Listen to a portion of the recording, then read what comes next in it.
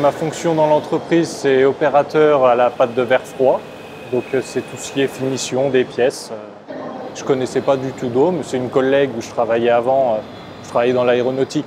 À l'époque du confinement, ça s'est cassé la gueule. Je cherchais du boulot du coup. Et elle m'a parlé que son père travaillait ici, qu'il recrutait, qu'ils avaient du mal à trouver du monde.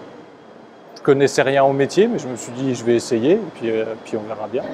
Moi je suis encore en formation, ça fait 6 mois que je suis là et il y en a tellement à apprendre que j'en ai encore pour un moment. Donc j'ai des formateurs, des gens qui s'occupent de moi et je vais leur poser des questions.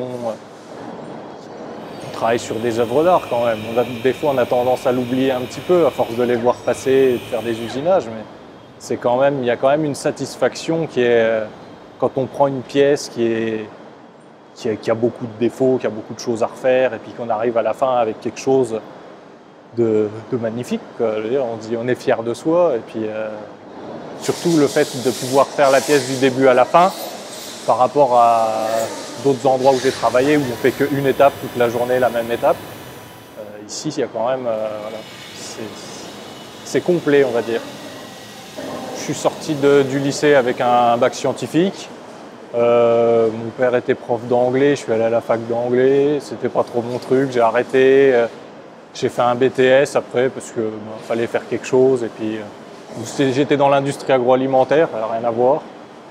Après je suis allé en boucherie, je suis allé un peu à droite à gauche, j'ai été dans les espaces verts aussi. J'ai essayé beaucoup de choses sans vraiment chercher, je me suis dit je vais essayer, j'essaye, jusqu'à trouver quelque chose qui me correspondait et ici je me sens bien. S'il y a d'autres personnes qui n'ont pas tenté l'industrie, oui, c'est sûr qu'il faut essayer. Et après, tant qu'on n'est pas le nez dessus, on peut pas vraiment dire.